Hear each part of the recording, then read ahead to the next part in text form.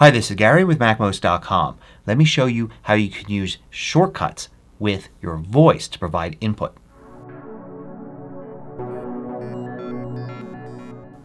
MACMOST is brought to you thanks to a great group of more than 1,000 supporters. Go to MACMOST.com/Patreon. There you can read more about the Patreon campaign, join us, and get exclusive content and course discounts. So a short time ago I did a tutorial that showed you how to use shortcuts to add data to the end of a number spreadsheet. That prompted some people to ask me if there was a way that you could use your voice to provide that data rather than having to type it. And actually shortcuts works very well like this. But it's not obvious how to do this, especially if you're on a Mac. The trick is that there's nothing special you need to do. The same actions you use to accept typed input can be used to accept voice input if triggered by Siri. So let's create a new shortcut here. Now the first thing I'm going to do is I'm going to name the shortcut. It's very important to choose your name wisely if you plan to use the shortcut with Siri because you trigger the shortcut using the exact name. So I could do something like take a note, but actually Siri already responds to that. I want it to add to this existing note. So let's call this add to voice note, something Siri can't confuse with anything else. Now what I want to do is I want to ask for input. So I'm going to search for ask over here and there's ask for input. And I could ask for text with prompt like that. Now if I run this, it's going to prompt me to type something, which is not what we want to do. We want to have Siri prompt us so we can speak the text. So how do you change this to make it so it accepts voice input, not typing input? Well, the answer is you don't have to change anything at all. When you trigger this with Siri, this will not prompt you for text on the screen that you type with your keyboard. It will prompt you to speak the text.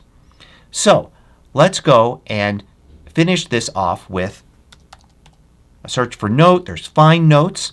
What we want to do is find all notes and add a filter, all notes with name containing, and let's create a special note that we'll use for this. I'll call this verbal notes. And over here in the Notes app I already created verbal notes. So this name matches exactly. So this will find that one note. And then we want it to append to note. Now the append command will actually do some odd things here. It'll try to append a note that is here to another note. We don't want to do that. So I'm going to click here and clear. So now this is empty. And we want to append text. I'm going to control click or two finger click on this, select magic variable, and select the provided input. Then I'm going to click here, select magic variable, and select the found notes. So it's going to ask us for text. It's going to find this note with the exact name. And then it's going to append the text we typed or spoke to that note. Let's try this out just here by running it. It's going to prompt us to type something. So we'll type something just to test. Done. And you can see it works. It appends this here. But we want to be able to speak this and have it work. Well, we don't really need to do anything else to set this up. Right here we don't need to pin it in the bar, use it as a quick action, or set it up for anything. Siri already will look for a shortcut for something if you speak its name. So let's give this a try. I'm going to click here to invoke Siri and then use this name here to invoke the shortcut. Add to voice note. Shortcut says what would you like to add? Something else. That's done. So you can see how it easily added that. It was a bit awkward the way it asked, but watch what happens when I try it again. Add to voice note. What would you like to add? Hello world. Done.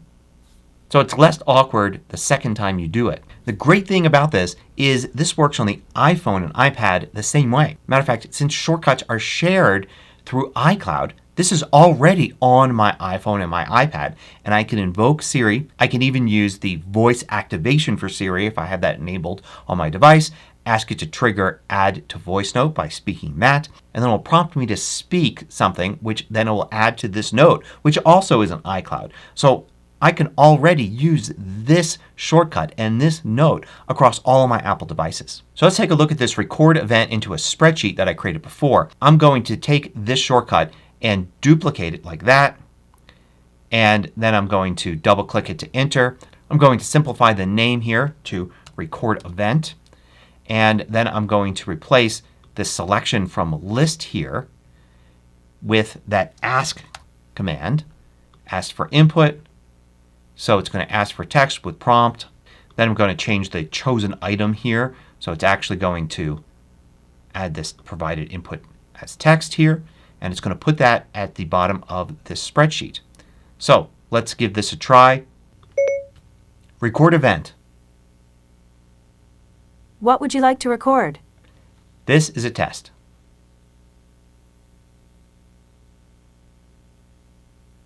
One moment.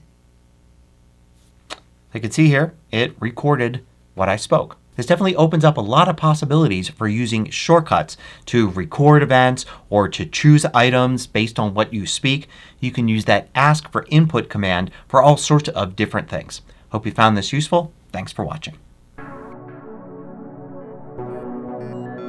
If you liked this video, click the thumbs up button below to let me know. I publish new tutorials each weekday. Hit the subscribe button so you don't miss out.